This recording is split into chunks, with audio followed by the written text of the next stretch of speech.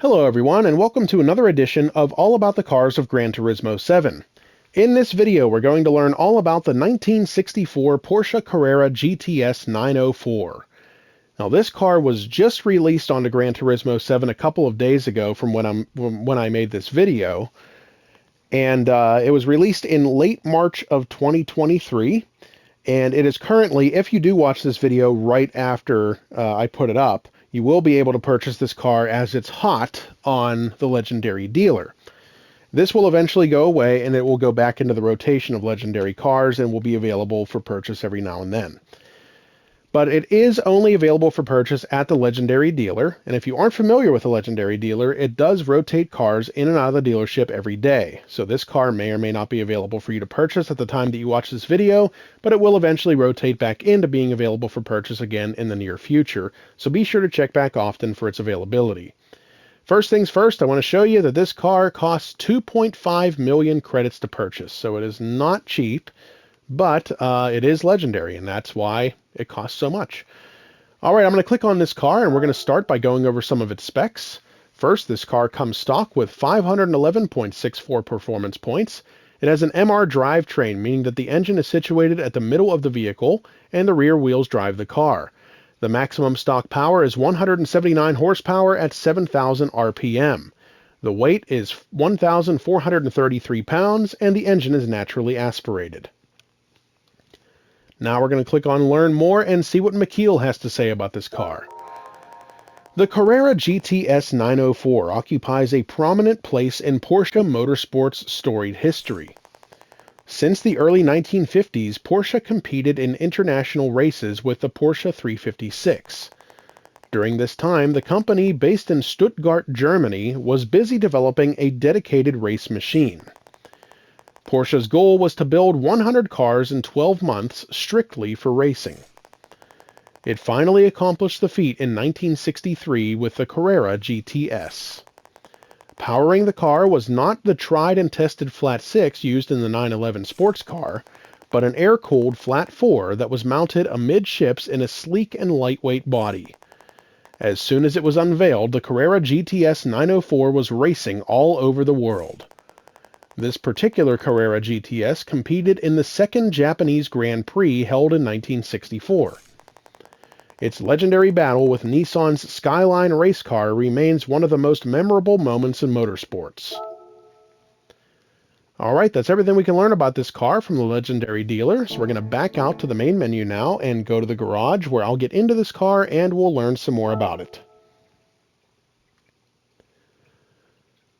So here at the garage, I'm going to click on Change Car, and we have to scroll down to P for Porsche.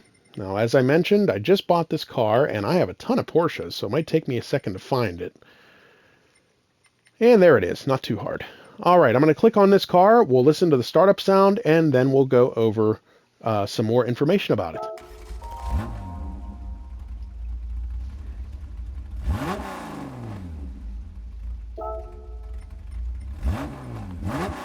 Alright, we're going to click on Car Collection and go to this vehicle, and we'll read this short description about it to learn some more. A masterpiece that brought great success to Porsche's GT race efforts in the 1960s. Soon after its establishment in the 1950s, Porsche gained great fame in motorsports around the world with its 356 series models and genuine mid-engine racing cars derived from the 356, such as the 550 Spider. One important milestone that followed in their footsteps was the Porsche Carrera GTS that was born in 1963. It is also referred to as the 904 GTS from its development code name, and was a sports car that was developed to meet the changes in the Sports Car World Championships regulations of its day. In the 1950s, the World Championship races were fought in low-production pure racing cars. But from the regulation revisions in 1961, its main event became the GT class using mass-production sports cars. And in order to compete in this GT class, it was necessary to clear a homologation production count of 100 cars. The Porsche Carrera GTS was developed and produced using a ladder frame that was more suited for mass production that would then be covered by a lightweight FRP body.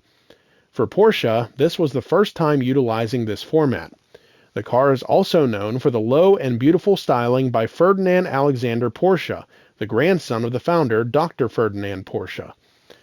The engine mounted midship is an air-cooled horizontally opposed 4-cylinder, but it was possible to mount a 6-cylinder or even an 8-cylinder for racing.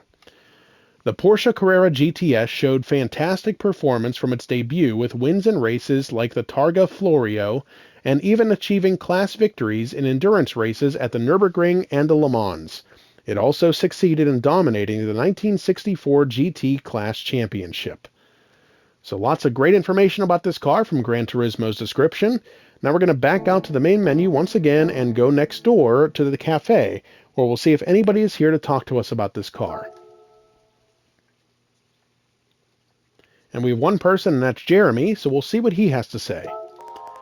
The Porsche Carrera GTS is hailed as one of the most beautiful cars of the 1960s. It is also known as the Porsche 904. A mass-produced sports car, its design and mid-engine chassis were clearly built to win races. As soon as it rolled off the production line in 1964, it set out to dominate in every race it entered. Its performance at the famous Targa Florio in Italy is well known.